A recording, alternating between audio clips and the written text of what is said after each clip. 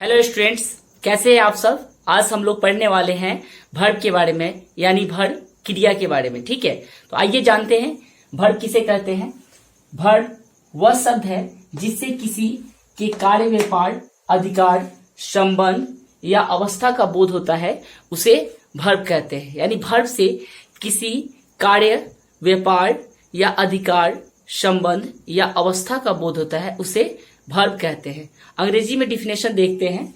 A verb is a word which denotes an action, यानी जिससे कार्य यानी एक्शन का पता चलता है, पोजीशन, संबंध, रिलेशन और ए स्टेट ऑफ बीइंग यानी अवस्था का पता चलता है, उसको क्या कहते हैं, उसे वर्ब कहते हैं। अब देखते हैं कि वर्ब एग्जाम्पल के द्वारा समझते हैं कि वर्ब किसे कहते हैं। तो देखिए, लाफ, हंसना, यानी हंसना एक प्रकार का क्रिया है, कार्य है, इसलिए हंसना को क्या कहा जाता है, वर्ब कहा जाता है। उसी तरह ईट, खाना, जाना, गो, रन, दौड़ना, प्ले, खेलना, ठीक है, इज, एम, आर, ये सारे वर्ब्स की एग्जांपल है। यानी खाना, पीना, जाना और दौड़ना ये सभी क्रियाएं हैं, यानी कार्य है। इस वजह से इसको क्या कहा गया है, वर्ब कहा गया है। ठीक है, आगे हम लोग समझते हैं कि कार्य के अनुसार, संबंध के अनुसार और अधिकार अवस्था के अनुसार इसको कैसे डिनोट करते हैं। देखिए, तो एक्शन के अनुसार यानी कार्य के अनुसार, चिल्ड्रेन प्ले, यानी बच्चे खेलते हैं।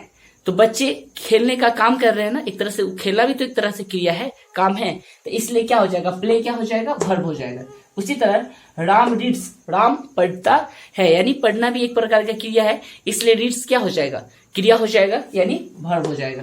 ठीक है, उसी तरह अगर संबंध की बात करें, रिलेशन की बात करें, तो आई हैव ए कार, यानी मेरे पास एक गाड़ी है, यानी गाड़ी का संबंध किससे है, मुझसे है, यानी यहाँ पे संबंध दिखा रहा है, इसलिए हैव क्या हो जाएगा, वर्ब हो जाएगा। उसी तरह ही हैज ए काउ, यानी उसके पास एक गाय है, यानी उसका संबंध किससे है, गाय से है, इसलिए हैज क्या संबंध दिखा रहा है, इसलिए ये क्या हो जाएगा, वर्ब हो जाएगा। उसी तरह हम लोग को अवस्था की बात करते हैं, स्टेट ऑफ बीइंग, यानी सीता इज टॉल, सीता लंबी है। ठीक है, सीता लंबी है, यानी सीता की अवस्था कैसी है, तो उसकी अवस्था लंबी है, तो इससे पता चल रहा है अवस्था का, इसलिए इस क्या हो जाएगा, वर्ब हो जाएगा। उसी तरह दे आर हैप्पी, यानी वे लोग खुश है, यानी वे लोग कैसे है, उन लोगों का संबंध किस तरह से है, तो वे लोग खुश है, तो उनकी अवस्था कैसी है, हैप्पी है, इसलिए हैप्पी यहाँ पे क्या हो जाएगा, आर क्या हो जाएगा, वर्ब हो जाएगा। ठीक है, तो अभी हम लोगों ने पढ़ा वर्ब के बारे में, यानी वर्ब से किसी कार्य, व्यापार, अधिकार, संबंध या अवस्था का बोध होता है, उसे वर्ब कहते हैं। ठीक है, अब हम लोग पढ़ने वाले हैं कि वर्ब कितने प्रकार के होते हैं। ठीक है, तो वर्ब दो प्रकार के होते हैं, मेन वर्ब और हेल्पिंग वर्ब। वाक्यों में प्रयोग के आधार पर वर्ब को दो भागों में बांटा गया है। पहला मेन वर्ब, प्रधान क्रिया, दूसरा हेल्पिंग वर्ब, सहायक क्रिया। अब बात करते हैं मेन वर्ब के बारे में, यानी प्रधान क्रिया किसको कहते हैं। इसे प्रिंसिपल वर्ब के नाम से भी जाना जाता है। ठीक है, इसको मुख्य क्रिया भी बोलते हैं। जो क्रिया किसी वाक्य में अकेले या सहायक क्रिया के साथ आती है, वह मेन वर्ब कहलाती है। ठीक है, यानी अकेले या सहायक क्रिया के साथ आती है तो मेन वर्ब कहलाती है। द वर्ब्स यूज अलोन और together with helping verbs are called main verb. Example से देखते हैं, I M a boy.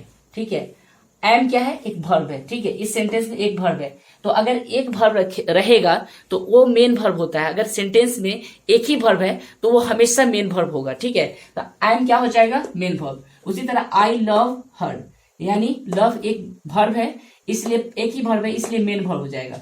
I am reading, अब देखिए एम और रीडिंग दोनों क्या है, दोनों वर्ब है, इसलिए एम जो पहले आया वो हेल्पिंग वर्ब है और जो बाद में आया ये मेन वर्ब हो गया, पढ़ना। ठीक है, उसी तरह ही विल डू इट, तो ही विल डू इट में विल और डू दोनों क्या है, दोनों वर्ब है, यानी विल पहले आया, ये हो गया हेल्पिंग वर्ब और ये हो जाएगा डू आपका मेन वर्ब हो जाएगा। ठीक है, तो इस तरह से ध्यान रखेंगे कि अगर सेंटेंस में एक वर्ब आता है तो वो मेन वर्ब कहलाता है। अगर एक से अधिक वर्ब है तो पहले वाला हेल्पिंग और लास्ट में जो है वो मेन वर्ब का कार्य करता है। अब बात करते हैं हेल्पिंग वर्ब के बारे में। तो हेल्पिंग वर्ब जो क्रिया टेंस, वॉइस, मूड इत्यादि के निर्माण में प्रधान क्रिया की सहायता करती है, यानी प्रधान क्रिया की सहायता करती है, उसे क्या कहते हैं, उसे हेल्पिंग वर्ब कहते हैं। यानी हेल्पिंग वर्ब से यानी सहायता का काम करती है। ठीक है, a helping verb is one which helps the main verb to form a tense voice mood etc, यानी टेंस और वॉइस मूड ईटीसी को बनाने में जो मदद करती है उसे हेल्पिंग वर्ब कहते हैं। एग्जाम्पल से हम लोग समझते हैं, आई एम रीडिंग, यानी एम और रीडिंग दोनों क्या है, वर्ब है, यानी अगर पहले आया एम और बाद में आया रीडिंग तो एम क्या हो जाएगा, हेल्पिंग वर्ब, और रीडिंग क्या हो जाएगा, मेन वर्ब। तो इसलिए ये एम हो गया हेल्पिंग वर्ब। उसी तरह ही विल गो, तो विल पहले आया और गो बाद में, तो विल हो गया हेल्पिंग वर्ब और गो हो गया क्या, main verb. My brother has come, has और कम दोनों वर्ब है, हैज हो गया हेल्पिंग वर्ब और कम हो जाएगा मेन वर्ब, ठीक है। उसी तरह you should go, you should do this, यानी शुड और डू दोनों वर्ब है, शुड है हेल्पिंग वर्ब और डू क्या होगा, मेन वर्ब। तो इस तरह से हम लोग समझ सकते हैं कि हेल्पिंग वर्ब और मेन वर्ब किसे कहते हैं, ठीक है। हेल्पिंग वर्ब को ऑक्सिलरी वर्ब भी कहा जाता है। हेल्पिंग वर्ब 24 होते हैं जिसको ऑक्सिलरी वर्ब भी कहा जाता है। Am, is, are, was, were, do, does, did, have, has, had, shall, will, can, could, may, might, must, ought, stood, should, would, need, dare, used to, ये 24 जो है ये हेल्पिंग वर्ब है, इसको ऑक्सिलरी वर्ब भी कहा जाता है, ठीक है। अब हम लोग पढ़ेंगे मेन वर्ब को दो भागों में बांटा जाता है। मेन वर्ब को दो भागों में बांटा जाता है, ट्रांजिटिव वर्ब यानी सकर्मक क्रिया और इनट्रांजिटिव वर्ब अकर्मक क्रिया, ठीक है।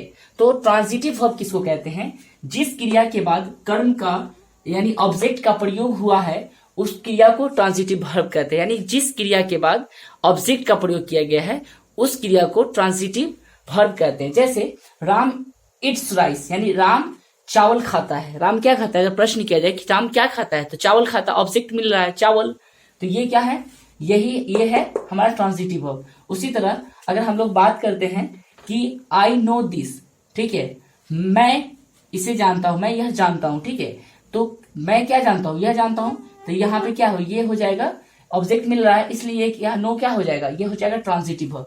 उसके बाद आते हैं दूसरा नंबर पर इनट्रांजिटिव वर्ब, जिस क्रिया के बाद कर्म का प्रयोग यानी ऑब्जेक्ट का प्रयोग नहीं हुआ है, यानी जिस क्रिया में ऑब्जेक्ट का प्रयोग नहीं किया गया उसको इनट्रांजिटिव वर्ब कहते हैं, यानी अकर्मक क्रिया। जैसे देखते हैं आई ईट, मतलब मैं खाता हूं, आई ईट मैं खाता हूं, क्या खाता हूं कुछ नहीं पता चल रहा है इसलिए इसमें कोई ऑब्जेक्ट ही नहीं है, ठीक है, तो ये क्या हो जाएगा इंट्रांजिटिव वर्ब, ठीक है। उसके बाद ही स्लीप्स, वह सोता है, वह क्या सोता है, किसे सोता है, कुछ पता चल रहा है नहीं, तो इसलिए ये क्या है, इंट्रांजिटिव है। तो ऑल द बेस्ट।